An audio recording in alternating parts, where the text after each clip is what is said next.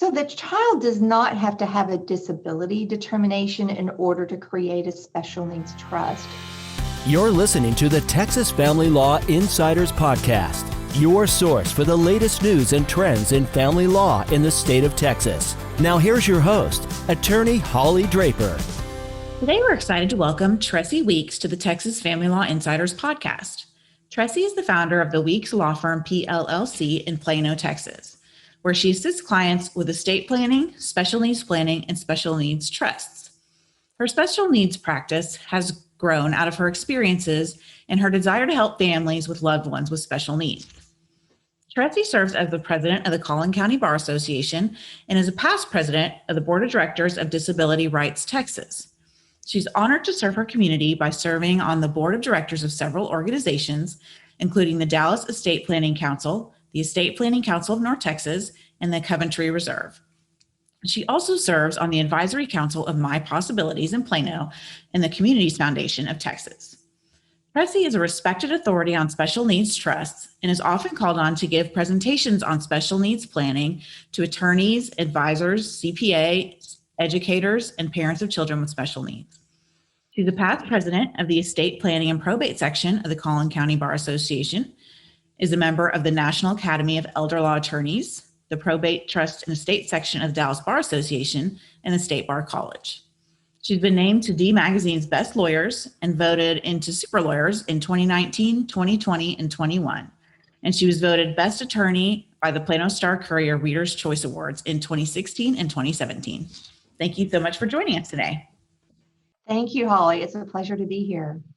So why don't you start by just telling us a little bit about your background? So what our law firm does is we help families with kids with disabilities plan for their future. And so I've been practicing law for a long time. I started out doing estate planning and probate and some guardianship. And then I got involved with the disability community. And I found that special needs trusts and the law relating to these families is very complex and very different. And there weren't a lot of attorneys that handled this area of the law. And when I got into it, I found out why, because it's very complex. But I still do the estate planning, guardianship, and probate. But a large part of my practice is helping the families with kids with disabilities. So you have really become the go-to attorney, at least in our area, for helping with special needs trusts and for families where somebody has a child with special needs. How did you find your way to that niche? Just getting to know other families with kids with disabilities. You know, I would be talking to parents and I realized that nobody had a plan for their child's future. They all didn't want to think about it. What if something happened to their children? Who would take care of them and how would they be taken care of? And as parents, we all have those thoughts. But when it's a child with disabilities, it's even more so because they won't be self-supporting. They won't be able to take care of themselves at some point. So I saw that was a worry that the parents had in the back of their mind. And so what I try to do is alleviate that worry by having a good plan in place so that that's not on the back of their mind all of the time. What exactly is a special needs trust? So a lot of children or adults with disabilities need certain government benefits programs like Medicaid, SSI, a lot of Medicaid waiver programs in order to survive. And so to be financially eligible for those programs, the child cannot have more than a certain amount of money. And so assets in a special needs trust don't count against that child for eligibility for SSI and Medicaid. And so the trust can be used for the child, but then if the child needs to access some of those government benefits programs, they can get that as well. So what types of disabilities do your clients' children have? So our clients' children have a wide variety of disabilities. It might be mild autism or mental illness or addiction to cerebral palsy, Down syndrome, and then very severe physical disabilities as well. So it's a very wide range of disabilities. Sometimes it's a child, someone that wasn't born with a disability, but maybe had a traumatic brain injury or something later on. A majority of our clients, though, it is a disability that the child was born with. So in order to have a special needs trust, does there need to be some sort of designation by the government or some sort of authority who's signing off that this person qualifies to have a special needs trust? So the child does not have to have a disability determination in order to create a special needs trust. When I'm working with the parents, typically we will create a special needs trust if that child may need to access government benefits in the future. So if those benefits might be helpful to that child in the future, I want them to keep that option open, because if we don't do a special needs trust, and especially if that child inherited money outright, they might lose that option of becoming eligible later on. So we want to keep that option open. So typically when I'm working with a family, if they think that child is not going to be self-supporting when they're older, then we might do a special needs trust for them as well. Often though, I will draft the trust with flexibility. So it can operate as a regular trust if that child doesn't need government benefits. And then it will operate as a special needs trust if that child needs to access those benefits. And it can actually go back and forth. Oh, that's interesting. I would have assumed you would have to dissolve the special needs trust if it ended up not being necessary. No, we're allowed in Texas to draft it with that flexibility. Excellent. So as you know, our podcast is geared towards family lawyers. So today we're going to talk about kind of the intersection of very special needs issues and family law. So let's start with child support. What happens with child support if we have a disabled child? So that is such a crucial issue. So for a child to be eligible for SSI and Medicaid, they cannot have more than $2,000 in monthly income. If they're on SSI, it's even less. And then they cannot have more than $2,000 in resources or assets. So let's say we have a child that's 18 or older. Child support is considered to be income to that child for SSI and Medicaid eligibility purposes, regardless of whose name is on that check. So, for example, let's talk a little bit about the government benefits that the child might be able to be receiving. SSI is supplemental security income. This year, that is a check. The maximum is $794 a month. That is for food and shelter. And the Medicaid's the basic medical care. And then there's Medicaid waiver programs. Those programs can pay for attendant care, supplies, diapers, all kinds of things that those provide.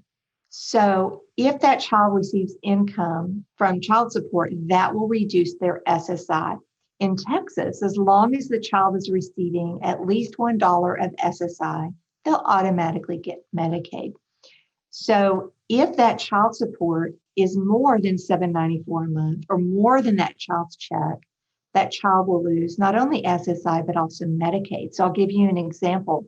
Let's say that the child is living with the mother and the father was ordered to pay $800 in child support. Well, that is considered income to the child. And this child was, let's say, 18. That's income to the child for SSI and Medicaid purposes. So what that means is that child lost SSI, and because of that, they lost Medicaid. And in this case, Medicaid was necessary for the medical care of this child. The child had significant medical needs, and it was absolutely necessary for the child's survival. So, the child without Medicaid, the child could become very ill or even die. So there's a way to avoid that so that it doesn't count as income. And so the way that we do that is we create a first-party special needs trust. And then I work with the family law attorneys because that we're having to satisfy the Social Security Administration rules. And what they require is that divorce decree or that child support decree state irrevocably that support is to be paid into that special needs trust, that first party trust. So if the court orders that irrevocably, and it's got to have the right language, and then we create that trust, then that way the child support does not count against the child for SSI and Medicaid purposes. So in my scenario, then that child could get the SSI of $794 a month, plus the $800 in child support, and then keep Medicaid, which was essential for that child's care. So that way they can get both. So at what stage should family lawyers be looking at adding that piece into an order? I mean, like, how far in advance do we need to have a special needs trust set up, and we need to have the order so that you don't run into a problem when the child hits 18? So when the child is under 18, the Social Security Administration considers the income and assets of the parents to be deemed to be that of the child. So in many cases, the child is not receiving SSI when they're under 18. Now, we do have a few cases where they are. Let's say that there's a single parent who cannot be employed because they're taking care of that child 24 hours a day. So in some situations, the child might be receiving SSI when they're under 18. And so if that's the case, when the child's under 18, 2/3 of that child support is considered income to the child. So if they're receiving SSI under 18, we would do the special needs trust then. If they're young children and they're not yet receiving SSI, the child support doesn't have to go into the special needs trust. And remind me in a little bit, we'll talk about how that trust is administered. So usually we don't need that support to be ordered into the trust until the child's 18, because once the child turns 18, the Social Security Administration does not consider the assets and resources of the parents. So that's when they typically are eligible for SSI. But in many cases, we've had clients that go ahead and let's say the child is under 18. Sometimes they'll go ahead when they're getting divorced and go ahead and have the decree state that when that child turns 18, the support then is paid into a special needs trust. So they just want to get it taken care of now. They don't want to have to go back and modify. So it really depends on what the parents want to do. But you do want that finding of the court that the child is disabled, because as you know, the family law, the family code allows support to be paid beyond the age of 18 if that child is disabled and not self-supporting. So it's good to have that finding. You might as well get that finding then if it's possible to do that. That way you don't have to come back later and get that modified. So in some cases, we've drafted it so that before the age of 18, the support is distributed in the normal manner. But once that child turns 18, if there's more than one child, it's divided out and that child's share is paid into the special needs trust. Now, our clients can't sign the trust until after that decree is signed by the judge. That's a Social Security Administration rule. So once that decree is signed, then we sign the trust. But some families find that, well, we're negotiating everything right now. Let's go ahead and take care of it now, even though our child is under 18. They might think it might be a better time to get that on the table now. They might have a more difficult time later on when the child is 18. So you mentioned, remind me about how the trust is administered. So I'm going to remind you. Can we talk a little bit about how the trusts are administered? So typically when there's child support, it goes into the bank account of the parent and they use it as needed. A special needs trust has certain rules because I can draft a great special needs trust, but if it's distributed in the wrong way, a distribution could be considered income to the child and could disqualify the child. So it has to be distributed in a certain way. So first of all, we would set up a bank account in the name of the special needs trust. And typically the parent taking care of the child is the trustee. So in my scenario earlier, the child lived with the mother.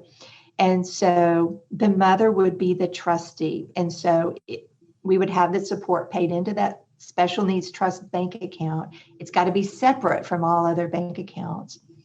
But there are limitations on how it can be used. It has to be used only for that child, but it cannot distribute cash and you cannot have a debit card. So those are the main things I want to tell the parent right away as the trustee is do not ever distribute cash. Don't take money from that account and just put it in your personal account to pay your bills.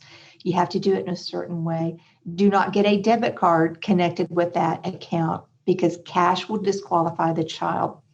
So when I work with a family, I teach the parent how to make distributions without affecting the child's benefits. Typically, there would be a credit card that's used for that child, and then the trust can pay that off every month. I have one parent that uses it. The trust can be used for everything the child needs, living expenses, transportation, technology, school, furniture, bedding, toiletries, haircuts, all of those types of things. And then, of course, therapies and any kind of special needs that they have. So if the trust is used for food and shelter, it will reduce the child's SSI by 1/3. But in some cases, that's okay. And in some cases, that's worth it to do it. I've got one client that the parent uses that to pay the mortgage or half the mortgage, or to pay for transportation, which in this case, the mother transported the child everywhere. So it was actually used to make the car payments and to pay for gas, car insurance, and things like that. So there are ways that the trust is used to help that parent that the child is living with. We just have to do it in a certain way. So it is more restrictive. And so we don't want it to have to go into that trust until we absolutely have to. So that's why we typically don't do it prior to the age of 18, just because it's a hassle to do it. Also, if that child is receiving SSI and Medicaid, then once that trust is set up and money goes in it, the parent has 10 days in which to report the trust to the Social Security Administration, and they provide the SSA with a copy of the trust. They're supposed to review it. And then every year when they do their annual report with the Social Security Administration, they may have to give an accounting of the trust. And so the parent has to keep good records of what they spend it for. So it's a pain, it's a hassle, but it's worth it for that child to get SSI and Medicaid. So when it comes to child support being paid into the trust, how does the receiving parent use it? So again, we talked about how it can be used. Some parents use it to pay their bills, but they could have a credit card that's used. Now they can pay third parties directly. So if they wanted to pay their mortgage, they could just take that money out and pay that. Car payments could come directly. So any kind of auto withdrawals, those types of things can be used. And then for miscellaneous items, I would have a certain credit card used just for that, because that way you're only having to show records of that one credit card. Does the parent who is administering the trust have to show any accounting to the other parent? For example, in a child support situation, in family law, we see all the time where the person paying child support doesn't like how the money is being spent, or they don't want to pay child support because they don't want to pay for the car payment, or they don't want to pay for the mortgage. So does the parent who's paying child support have any ability to control how that is spent or see an accounting for it? It depends on who drafted the trust. I've got one now where another attorney drafted the trust, and they did in the trust put that the other parent has a right to receive an accounting. But typically it's the child, the beneficiary, that has a right to an accounting. But if the other parent wants to challenge how it's used, because it's in a trust, the trustee owes a fiduciary duty to do what's in the best interest of the child. But we look at how does the Social Security Administration allow it to be used. And so they would have to show that the parent is abusing or breaching their fiduciary duty. So using it to provide food and shelter for the child is not an abuse of fiduciary duty. So the only way, they may have valid grounds to challenge it if the parent took that money and used it for somebody else or gave it away or whatever. But as long as it's for the benefit of that child, then they don't have valid grounds to challenge it. The trustee could use it to pay for internet for the home, or if the child needs a TV or electronics, it can be used for that. So we want to try to guard the other parent from having control over it. But it is different because the trustee owes a fiduciary duty toward the child. But the standard for a breach of that fiduciary duty is pretty high. I did have one case where I had to explain to the other attorney that this is what this trust is allowed to do because they're not familiar with the special needs trust, but you can use it for the food and shelter. Typically, I would want the parent to maybe use half of it for the mortgage as opposed to paying the whole. But in some situations, it pays for the whole mortgage because the parent, the caregiver parent, is not working because they're caring for that child. So another important issue that family lawyers face where we see an intersection with special needs is custody. So what are some important considerations on that end? And it depends on the disability of the child. And sometimes we are going to want to bring in a care manager or someone to do an evaluation. But for a child with very high medical needs, and we've had some situations where they needed a lot of equipment, breathing equipment and all types of things in the home. Is the other parent willing to have all of that equipment? And if so, who's going to pay for it? Because if Medicaid paid for equipment, they're not going to pay for it in two homes. Some children, based on their disability, need routine. And so they need to consider what would be the effect of the child going to different homes at different times. How would that affect their disability? So in some situations, the child might need certain medications or supplements or have very restrictive dietary needs. Is the other parent willing to comply with that? And that's often a point of contention because they're often not. Sometimes the other parent does not believe in the severity of the disability or denies the disability and just want to treat their child as normal. And then that can really cause damage to that child whenever they visit that other parent. So we really have to look at the physical and emotional needs, equipment needs, all of those issues when it comes to custody, determining who the child's going to live with and when. So I think that's interesting that Medicaid will not provide supplies and everything the child needs for two different houses if that's the child's life and they need to be in two different houses. So that can really be tough for, as family lawyers, to, all right, not only are we talking primary custody, but we're talking almost exclusive custody if the needs are severe enough. I even had one case where the child had very severe needs. And so I think you call it nesting, maybe, where one parent came and lived at the home for part of the time, and then the other parent came and lived at the home, so that they all had to go to this home just because of the very high level of need of this child. And so when I was involved, that actually worked. I don't know how many years that would work, but in that case, that's what they were trying to do. Long term, I'm not sure how that works. If they, the parents marry other people or whatever, I'm not sure how that would work. Are there different types of special needs trusts? There are two types. There's a first party trust and a third party. So a first party trust is created with the disabled individual's own money. So for example, child support is considered that child's asset for SSA purposes. So that would go into a first party trust. And the biggest thing to remember about a first party trust is that it has a Medicaid payback provision. So whenever that child dies, whatever's left in that trust would first go to Medicaid to pay them back for anything they've spent on behalf of that child. Now, for child support, we're not worried about that because that trust is used every single month. So there should never be a large balance. Now, a third-party trust is created with someone else's money. It was never the child's money to begin with. And so, for example, the parents want to leave assets to this child through their will. That would go into a third-party trust. Or if the parents have life insurance and that's going to the child upon their death, that would go to a third-party trust. And the great thing about third-party trust is that it has no Medicaid payback provision. So whenever that child dies, whatever's left in that trust would go to whoever they've named as a remainder beneficiary. That might be other children or whoever they want.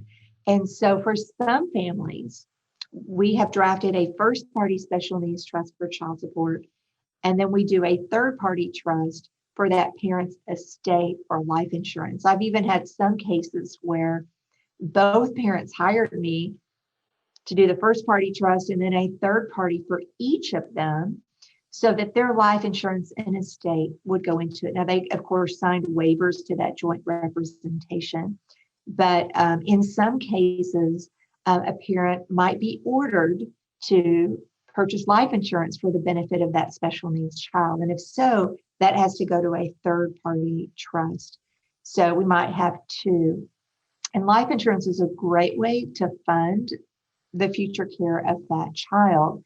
If we've got a high dollar case, we might bring in a care manager or a financial advisor to project how much it's going to cost for that child's care and try to come up with a good number. Now, in lower dollar cases, we don't do that because that's expensive to do that. But in some cases, we do that is we have experts come in and project that. So it's, of course, a guessing game, but that's an option. So they might need a first party trust and a third party trust.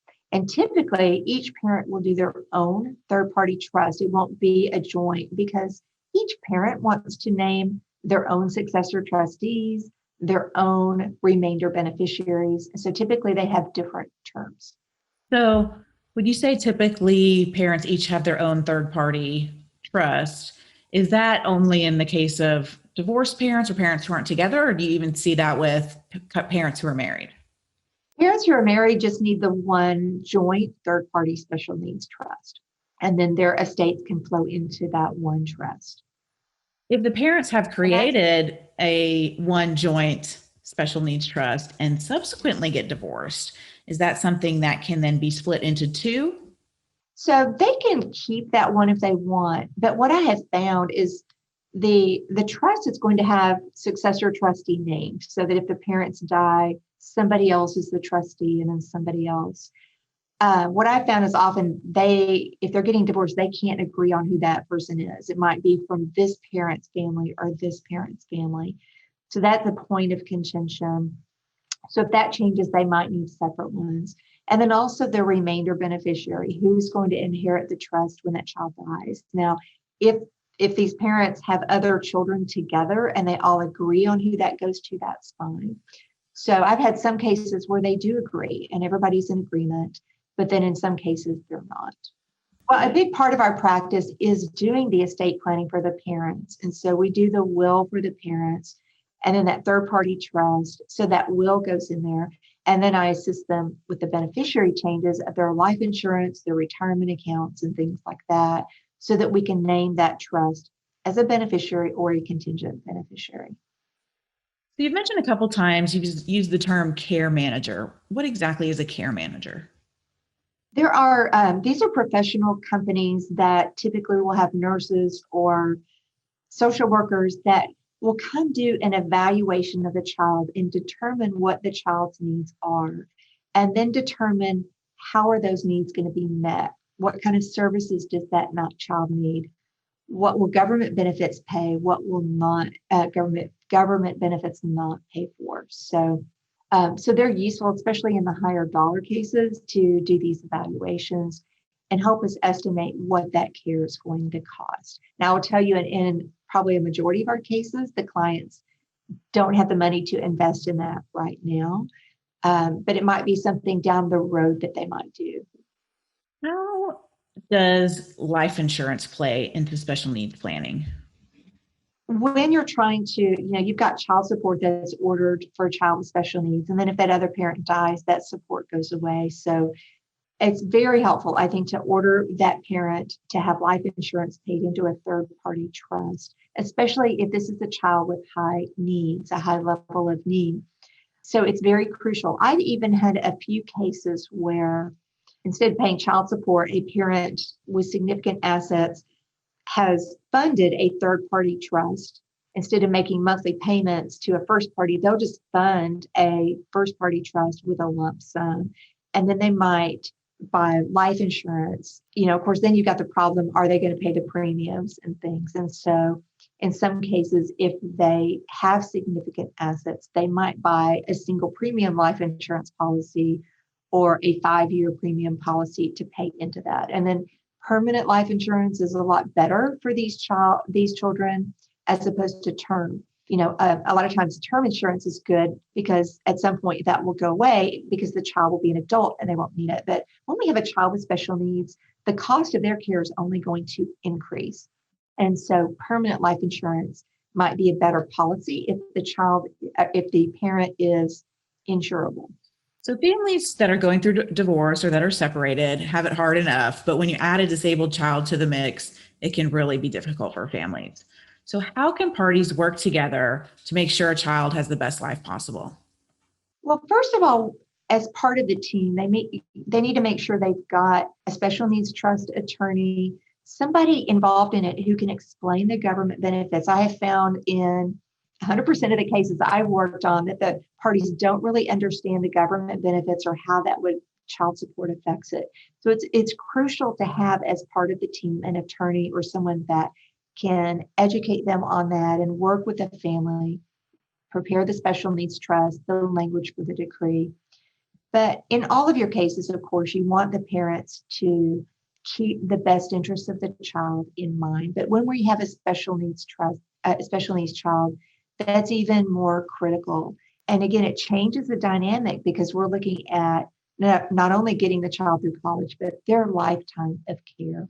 And so working together is even more important. Unfortunately, when it is a special needs child, having that disability causes additional stress on the spouses. And so in some cases, their relationship is deteriorated even more than it might have otherwise.